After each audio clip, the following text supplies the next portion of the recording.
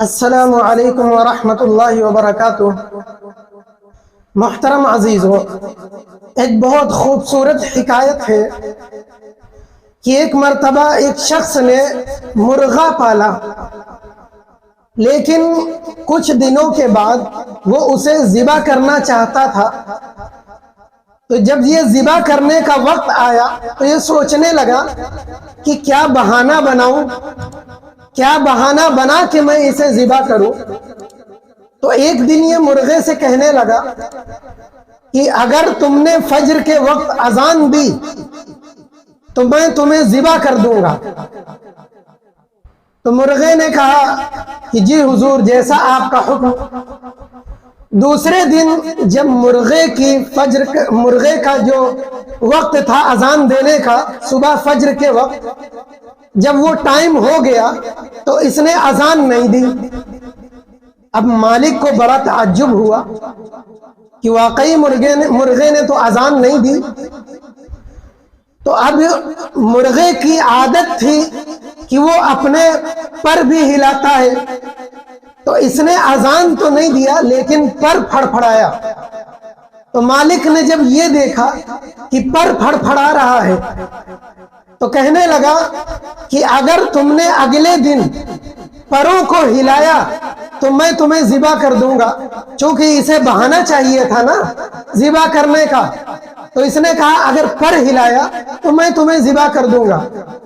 تو مرغے نے حکم کی تعمیل کی، اور اگلے دن جب فجر کا وقت آیا، اذان دینے کا وقت آیا، تو اس نے نہ اذان دیا نہ پر ہلایا، لیکن حسب عادت اس نے اپنی گردن کو اونچا کیا، گردن کو اٹھایا۔ تو مالک نے جب دیکھا تو کہنے لگا واقعی نہ اس نے اذان دیا نہ پر ہلایا لیکن گردن کو اونچی کیا۔ تو مالک کہنے لگا کہ اگلے دن اگر تم نے گردن کو اونچا کیا، گردن ہلکی بھی ٹیڑھی کر دی تو میں تمہیں ذبح کر دوں گا۔ تو مرغے کو بڑا تعجب ہوا، کہنے لگا ٹھیک ہے۔ اگلے دن جب صبح ہوئی تو مرغے نے نہ اذان دی نہ پر ہلایا نہ گردن کو اونچا کیا۔ تو اب مالک ہکا بکا رہ گیا کہ یہ کیا ہو گیا، اب مجھے تو کوئی بہانہ نہیں مل رہا کہ میں اسے کیسے ذبح کروں۔ تو اس نے ایک چال چلی اور بڑی اچھی عقل لڑائی۔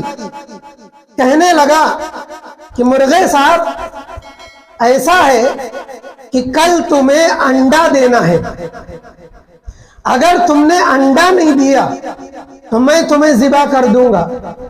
اب مرغا تعجب میں پڑ گیا، افسوس میں پڑ گیا، اور اس کو اپنی موت نظر آنے لگی اور سوچنے لگا اب تو مرنا ہی مرنا ہے۔ یہ سب سوچ کر یہ رونے لگا۔ ابھی یہ رو ہی رہا تھا کہ مالک کی نظر اس پر پڑی تو کہنے لگا کیا بات ہے، موت کو دیکھ کر تم رو رہے ہو؟ تو مرغے نے بڑا تاریخی جواب دیا، بڑا باکمال جواب دیا، بامعنی جواب دیا۔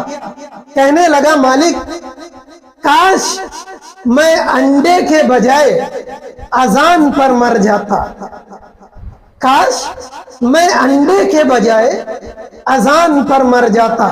میرے عزیزوں، کتنی اچھی بات تھی کہ جس وقت مالک نے یہ کہا تھا کہ اگر تم نے اذان دیا تو میں تمہیں ذبح کر دوں گا، کاش میں اذان دے دیتا، میں اذان کی خاطر اپنی جان قربان کر دیتا، لیکن نہیں، میں نے سارے جتن کر ڈالے بچنے کے لیے۔ آخر میری موت کس پر آ رہی؟ ایک انڈے پر آ رہی جو میں دے ہی نہیں سکتا۔ یہی میری زندگی کا بھی یہی حال ہے۔ ابھی وقت ہے، مرنے سے پہلے اپنی زندگی کو دیکھو۔ یہ دنیا میں کھو کر اپنی آخرت کو تباہ مت کرو۔ یوں ہی بغیر توبہ کے اگر تم دنیا سے چلے گئے تو پھر افسوس کرو گے کہ کاش میں ان چیزوں سے بچ جاتا، میں ان چیزوں کو نہ کرتا، دین اسلام اور شریعت جو بات کہہ رہی ہے میں اس پر عمل کر لیتا اور مجھے توبہ نصیب ہو جاتی۔ اللہ رب العزت ہم سب کو سچی پکی توبہ کرنے کی اور وقت سے پہلے اسلام کو، شریعت کو سمجھنے کی اور توبہ کے ساتھ موت کی توفیق نصیب فرمائے۔ وآخر دعوانا ان الحمد للہ رب العالمین۔